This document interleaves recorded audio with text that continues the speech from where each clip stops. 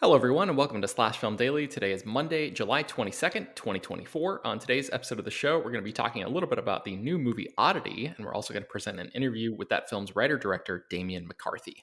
My name is Ben Pearson. I am an editor at slashfilm.com, and I'm joined on today's episode by Slash Film editor and chief film critic, Chris Evangelista. Hello. Chris, you spoke about this movie on a previous episode of the podcast and convinced me to give it a shot, and I'm very glad I did because I like this movie quite a bit. Before we get into Oddity, though, Damian Mc Carthy directed a movie called Caveat that came out back in 2020. Have you seen that by chance? I actually have not seen that. I've been meaning to watch it because I liked Oddity so much. Okay, yeah, I have not seen that one either. I was just curious. Okay, so yeah, we'll have to check that out. So let's talk a little bit about Oddity. The movie's in theaters as of today, and it will likely be coming to Shudder sometime in the next few weeks or months. But if you're looking for a good horror experience at the theater, which has been somewhat hard to come by this year, I think this will provide that. Chris, I assume since you recommended it to me a little while ago, you still think people should check this out? Yeah, I'll be reviewing it for Slash Film, and I'll be giving it a good review. I haven't written the review yet, but it will be getting a positive review from me.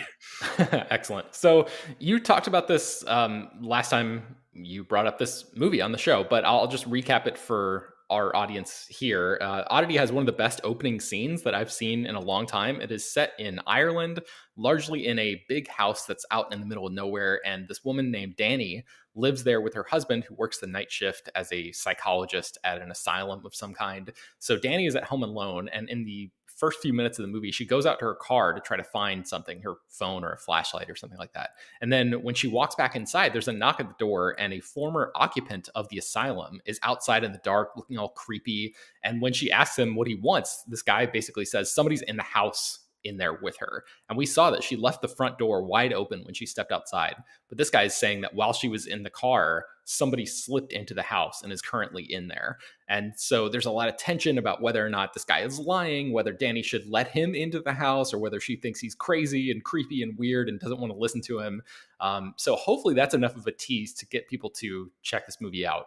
But I wanted to talk about some spoilery aspects of this movie with you, Chris. So spoilers ahead. If you've not seen the film, check it out. So Chris, now that we can speak freely about like every aspect of this movie, what was it that really drew you to this? What did you like about it? It has this really great mood to it. It has like really great atmosphere, and it's almost like an old school sort of scary movie where it doesn't have I'm trying to phrase this in a way so I don't sound like an idiot, but like it doesn't have like a deeper meaning.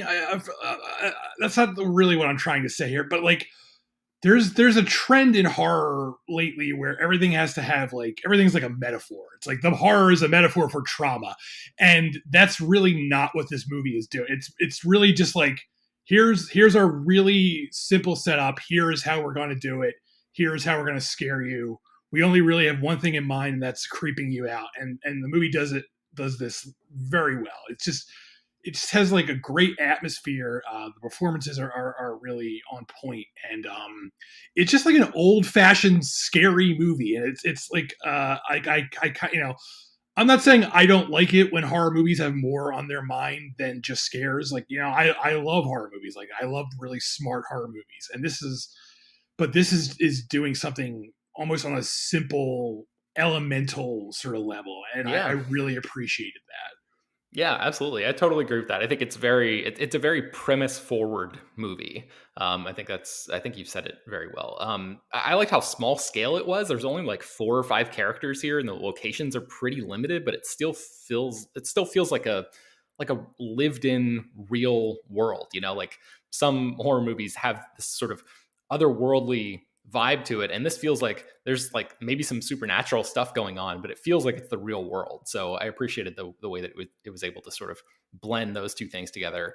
I wanted to know what you thought about the character of Dani's twin sister, who's this blind woman who has this psychic connection with haunted objects. I'm always curious if like hardcore horror fans roll their eyes at stuff like that, or if you're actually excited to see a new riff on a familiar trope.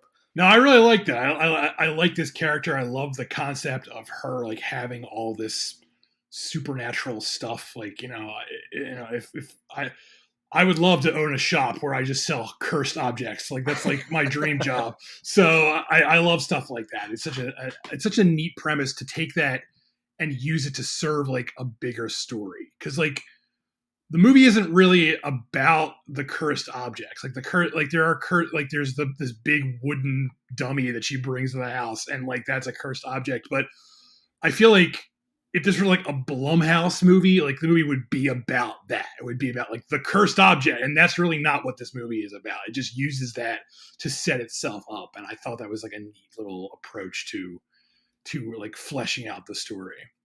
Yeah, totally. I say this in the interview with Damian, but I really enjoyed the Yana character, the husband's new girlfriend. When she first comes on screen, I was kind of like, oh God, not this type of character. And I was really not expecting to like her as much as I ended up liking her, but I was totally on her side by the end of this. And I thought the actress, Carolyn Minton, was really great. Did you enjoy her performance? Yeah, I think everyone in this is doing a pretty good job. I think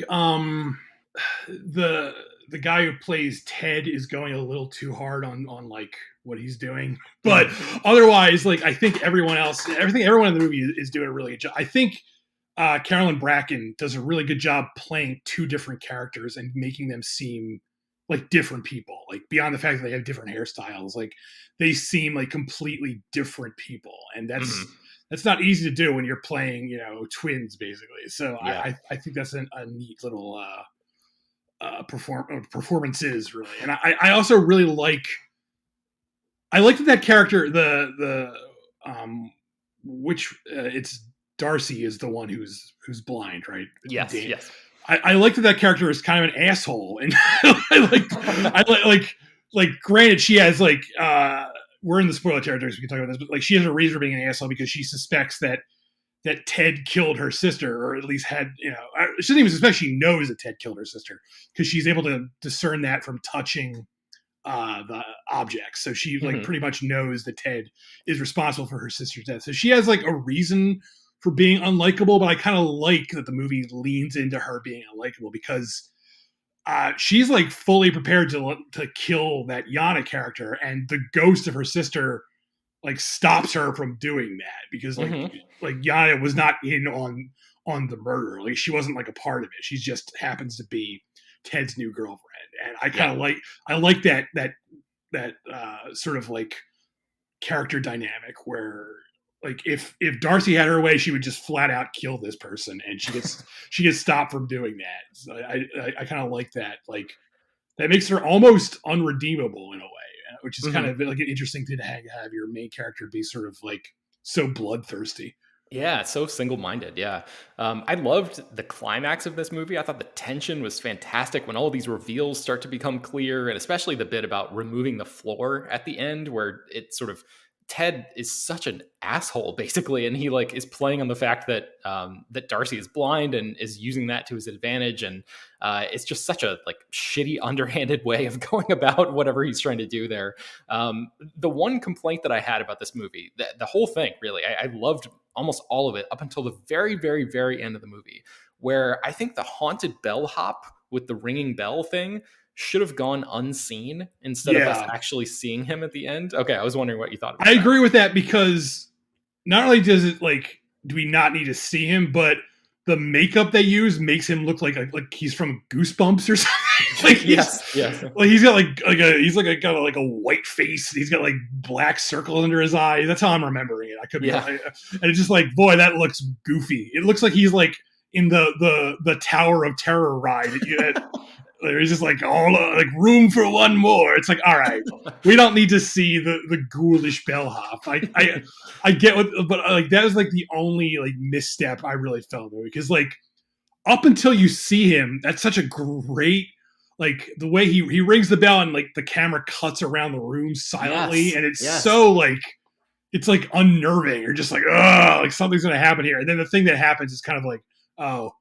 Like, there's a ghoul right there, whatever. I just thought it would have been so much more effective to like do that thing where the camera cuts around the room and just leave the audience with the sense that Ted is going to be looking over his shoulder for the rest of his life, waiting on this haunted bellhop to actually show up one of these days. And I Yeah. just thought that would have been way more effective than like actually showing, because like it's not like the bellhop even kills him at the end. It's just Yeah, he like just he's stands standing there, there. and Yeah. and then the movie cuts to black. So if they could have tweaked that, I think this movie would have been like, I don't know, it would have jumped up like an entire star or something in my estimation. But I already like the movie a lot as it is. So just a small nitpick there. But okay, well, anything else you want to say about this film before you jump into the interview here? No, I really dug this. Like I had heard it was good going into it, and it was like even better than I thought it was going to be. It just has such a great atmosphere. It's a genuinely creepy movie, and I'm always impressed when a movie manages to creep me out, because I've been, I've grown up watching so many horror movies that like I'm desensitized to the genre. I love horror. It's like my favorite genre, but I rarely see a horror movie and I'm like, oh, that actually gave me the creeps. It's more like I liked that, and this actually like creeped me out. And I'm always impressed when it does, when a horror movie does that. Absolutely. Okay, well, here is my conversation with Damian McCarthy. Hey, Damian, how are you? Hi Ben, how are you doing? I'm great. Congratulations on the movie. So, the first thing I want to talk to you about is the wooden man, which is such a striking image. What inspired that? Where did that come from? I guess it was the idea that if it was going to be a revenge film and she was going to use supernatural tools to exact her revenge, it just felt like just to have something big and quite threatening and imposing that you could end up with the finale that we ended up with. I mean, she does have other things up her sleeve as the film goes on. I mean, she's other smaller haunted items, but this felt like something that could just be a continuous threat throughout the film. Where you're just waiting for it to kick off. That it was never going to hide it. The idea was always to have our wooden man sitting there in the screen for the whole film, and it would become almost comedic because you're going, well, he's going to move at some stage, or he's got to do something, or else all of this is just a bit of a kind of a waste of time watching this. So that's for me, that was kind of the the whole idea of kind of starting with that. Yeah. How did you calibrate those moments when he does move? Like before the end, when he actually like gets up and starts walking around, like, when he would be in different positions and stuff, did you go through different iterations of the script where, those movements may have been different in different spots? And how did you sort of zero in on getting that balance exactly right? A little bit, yeah. I mean, I think even in the first cut of the film, or even some of the stuff we shot, there was little moments where his head is turning left and right, and who moved him, or his hands are in a different position. It just seems scarier and almost kind of more original just not to move him at all. Like I know he puts his head back, but you're into the third act at that stage. So it's like, okay, it's about time he's doing something. But any of the other subtle movements we had throughout it, we just got rid of them, because I mean they've been done to death anyway. It's such a horror trope. The doll was looking this way, and now it's looking that way, and I find that kind of funny. But it seemed to be better to just leave him alone and just Yeah. save it for the third act. Yeah, totally. I was wondering about the actual look of the creature, the man. Like, how many illustrations did your team end up drawing up before you arrived at that final version? Like, what went into the design of him? Pretty much, we had one go at it. We were under massive pressure to do it. We had started with another effects company, but it just wasn't working at all. And I was very lucky to bring Paul McDonnell on, my sister's makeup artist, and she had worked with Paul, and Paul had been her teacher in college. And Paul's super talented, and we basically just convinced him to said, look, we're in big trouble. We're like a month or whatever it was, 5 months from filming. We don't have a wooden man. And he was like, it's really tight. So, but because my sister she gets on quite well with him, we convinced him to do it. And it was just a matter then of I sent him drawings, my own kind of rough drawings of what it could look like. And it was just a matter then of just sitting down with a cup of tea on Zoom, just watching him sculpt it in front of me. And I was like, okay, let's start by cutting the nose off this thing. But I would have to say, but now in half an hour, I might be telling you it's not working. So let's bring the nose back, and let's give him, bigger ears and smaller ears. And it was just really, what would you say, kind of making it up as we went along. But luckily, Paul is just super talented anyway. But that thing was really put together on instinct. It was like that. Now it doesn't look scary anymore. Let's do something with his brow, or with his, with the lines on his face. And so, okay, now it's starting to look a little bit creepier. And it was kind of like having one shot at it essentially, and then it went straight to mold. And and there was just a team of people working on it then, and our stuntman his body had to be molded. It was not the best way to work, but Paul was saying to me, if I'm going to do it, you're going to have to be very decisive on what you want it to look like. But I think it's kind of the job of a director is to be decisive. Go, okay, that's definitely it. Even though you might have doubts, but go, I think that's right. Yeah, well, it paid off. It looks amazing. Great. There are different kinds of horror, and I was wondering if you've thought at all about how you would categorize the horror films that you like to make. I Even though I like these films, but I'd probably categorize the ones that I make, or maybe that I'm getting better at making, would be supernatural, um, claustrophobic, maybe non-violent, because any of my violence is kind of off-screen. Um, Maybe a little bit of dark comedy in them. I don't think they take themselves too seriously. I guess that would be it. Even though I love slasher movies and I like movies with gore and all this kind of stuff. Favorite films, Evil Dead 2 and The Thing. But yeah, I think it's probably the stuff I'd make, kind of supernatural mysteries, maybe. I was going to say, are those the types of movies that you like to watch? But because sometimes people like to immerse themselves and think that they could never make themselves or get Yeah. inspired by those types of things. I was wondering what your sort of horror diet is like as a consumer. Oh yeah, that's good. Yeah, there's a lot of films I'd watch that I'd never know how to make. Like, oh, I wouldn't know where to put the camera if I was given that script. Um, but for horror, I would definitely gravitate towards anything with ghosts, supernatural, that kind of thing. Um, but yeah, but I'd watch everything. I really do. Every type of horror I'd watch, and not just horror too. I love, comedies and action movies and all this kind of stuff as well. It'd be very varied. Yeah. Yeah. Do you have any specific cinematic influences that went into making Oddity? Like anything that you were either trying to emulate or sort of tip the cap to? Um, yeah, there'd always be the same films I'd go back to before watching something. A lot of South Korean cinema randomly. I would seem to watch a lot of Bong Joon-ho stuff or Chan Wook Park, even though there's nothing like this I don't think Oddity has that. It's just that those films feel quite internal and claustrophobic, and their framing is just so brilliant. Just really tried to be inspired by the way they made those films. And then in terms of in terms of influence in horror, I mean, it's such a big mishmash of stuff. I mean, there's a little bit of kind of psychological horror in it. There's ghosts in it, and if somebody's not afraid of ghosts, it would be there's a threat of violence. I mean, there's some quite sick people in it, some very dangerous characters in there. Yeah, I tried to tick a few boxes for sure in terms of giving people a good range of different things to be scared Yeah. of. So you mentioned the supernatural a couple times, and in this movie, you sort of play with that notion of whether or not the supernatural really exists. And I was wondering if you ever find yourself putting up storytelling guardrails in the early stages of writing your scripts to sort of help you narrow down what kind of movie you want to make. I would in terms of maybe the pacing, like is this going to be like, let's say I had made a film before. I'd made short films, but I'd made one feature before this was Caveat, and that was very much let's say one of the things I really would have kept in mind with that is I'm going to try to save everything for the end of the film. This is going to be really everything's going to be in the third act. And there was, budgetary reasons for that. And just in terms, we only had one character to follow. But with this, what I wanted to do was I'd like there to be a scare, every 10 minutes. Like every 10 minutes, there'd be something to kind of, jolt you awake if you're nodding off or something to put you on edge. So that's, if that answers the question, that's probably an approach I had to it. But anything else, I suppose, if it's in terms of guardrails or something I was trying to avoid, maybe violence. I thought that even the murder scene that we have in it, it's very much off camera and it's really intentional. Even the way it's shot, it kind of just skips past it. And it was just like I felt that me as a filmmaker, I didn't know what I could do that would be so violent to show this happening when she's killed. And I mean, it would be quite nasty to show it as well. So it kind of felt like, wouldn't that might spoil the film somewhat? It might pull people out of it, because it might have taken from that little thread of comedy that's going through it as well. Mhm.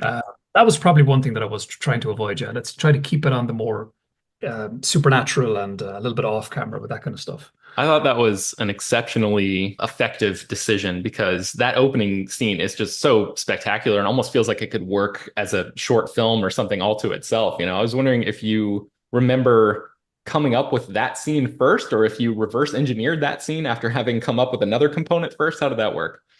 It's really good. It's really good you spotted actually, because for me, the whole film is that the whole idea of Oddity is that I write all the time, and I'll write something that's like, going, great, this is definitely a story of A to B, and there's only one way you can tell this, and I've got my three acts.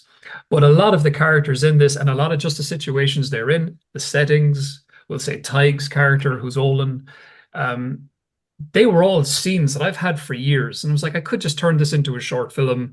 I like this idea, but I don't know what to do with it. This scene doesn't really have a home. And it became this thing of like, every time I make a film, I'm worried that I won't get to make another one. So it's like, if I could make one more film, and after Caveat, I felt like I had another chance to do one. So I said, I'm going to take all of these scenes that I really like, and instead of making a short film, I'm just going to I spent a couple of years at it and just seeing if I could, weave these stories together and bring these characters together and see if I could use them up in this way. It was only when I got to the edit with like, this was actually kind of risky because, our ghost's going to work alongside this murder mystery, alongside these haunted items, alongside these kind of the slasher kind of thing that's happening in it. Luckily, though, I haven't seen any criticism that says this thing is just all over the place, but they did seem to kind of all blend together nicely. So Yeah, again, that's wild to hear because it does not feel like that at all. It all feels very much of a piece. So that's like the most surprising thing that I've heard about this movie. That's insane. that's good. I mean, the option would have been there just to make, short films like the guy trying to talk his way into the house, and there'd be a very clear ending to that. And then something about a haunted desk bell. It'd be a very easy way to do that, just as short films. But I said, there's got to be a way to tie these ideas together in a better way. But yeah, so I think That's it very worked. cool. I want to talk about the Yana character for a second. When that character first came on the screen, I was like, oh, this is the snooty new girlfriend. The audience is not really supposed to like her. But by the Yeah. end of the movie, I ended up really being on her side. So tell me about creating that character and then working with Caroline Minton to bring her to life.